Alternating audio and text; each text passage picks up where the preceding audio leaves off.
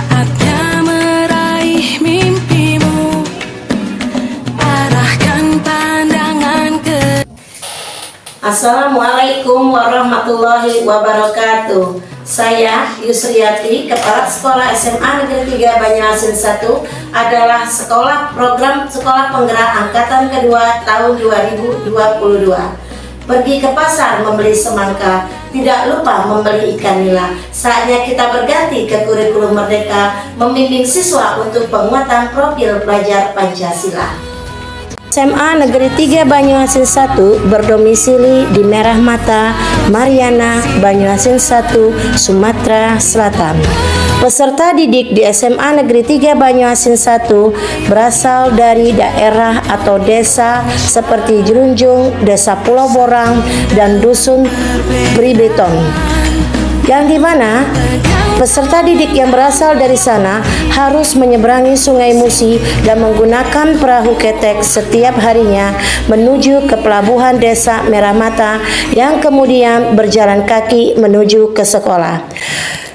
SMA Negeri 3 Banyuasin 1 berusaha untuk memberikan yang terbaik kepada siswa, yaitu dengan cara merubah pembelajaran menjadi pembelajaran berdiferensiasi. Pembelajaran berdiferensiasi adalah pembelajaran yang mengakomodir kebutuhan belajar murid. Guru memfasilitasi murid sesuai dengan kebutuhannya, karena setiap murid mempunyai karakter yang berbeda-beda.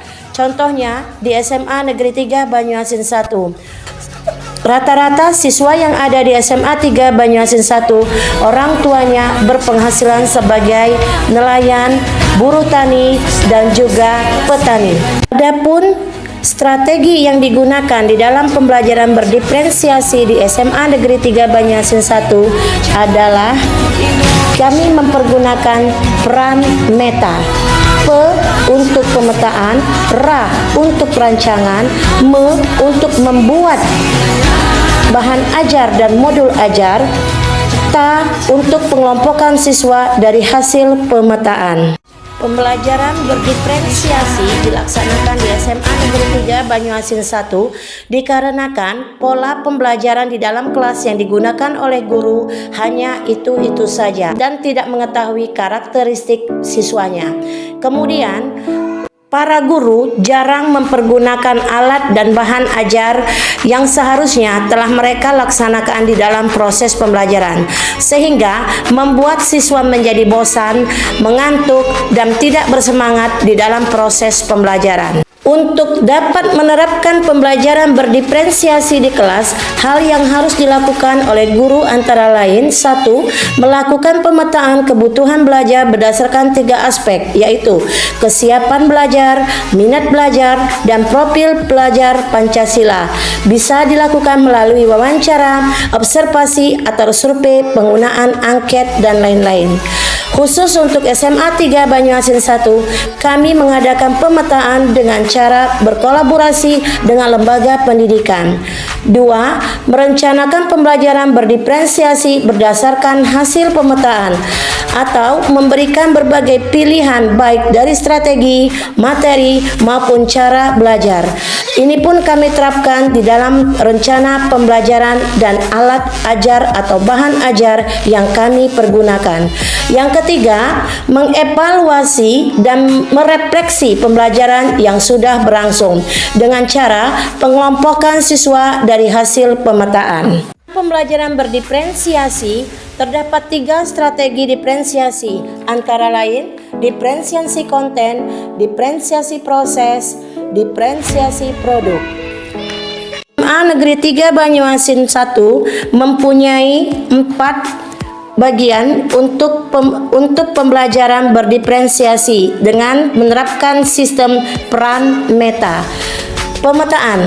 Pemetaan kebutuhan belajar murid berdasarkan profil pelajar Pancasila adalah suatu memberikan kesempatan kepada murid untuk belajar secara natural dan efisien. Dengan demikian, guru bisa bervariasi memberikan metode dan pendekatan mengajar mereka. Berhubungan dengan apa yang diajarkan pada murid dengan mempertimbangkan pemetaan kebutuhan belajar murid, baik itu dalam aspek belajar, aspek minat murid, dan aspek profil belajar murid atau kombinasi dari ketiganya. Dengan melalui hasil diagnostik yang dilaksanakan, skor kecerdasan umum, gaya belajar, dan skor kecerdasan majemuk. Selain daripada pemetaan diagnostik, guru di kelas melaksanakan pemetaan berdasarkan pengetahuan awal yang diperoleh oleh siswa. Yang kedua yaitu P dan RA, rancangan pembelajaran.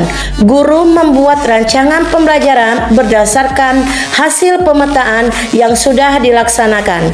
Rancangan ini merupakan modul ajar. Di dalam modul ajar harus tergambarkan pembelajaran yang berdiferensiasi, di mana dalam pelaksanaannya nanti akan diketemukan karakteristik siswa berdasarkan hasil dari pemetaan.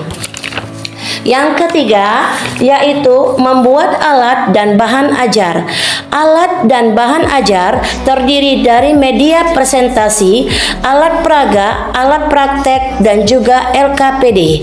LKPD harus berdasarkan karakteristik masing-masing siswa yang dapat mewakili keseluruhan siswa. Yang keempat, pengelompokan siswa dari hasil pemetaan. Dari hasil pemetaan siswa yang bisa dikelompokkan dalam tiap-tiap golongan, dari tiap golongan tersebut siswa yang nantinya dikelompokkan dalam pengerjaan LKPD akan mendapatkan perlakuan berdasarkan kelompok masing-masing dan akan mendapatkan perlakuan berdasarkan kemampuan pembelajaran mereka di dalam kelas. Video ini sudah kami gambarkan dan sudah kami tampilkan guru yang telah melaksanakan berdiferensiasi dengan yang tidak berdiferensiasi.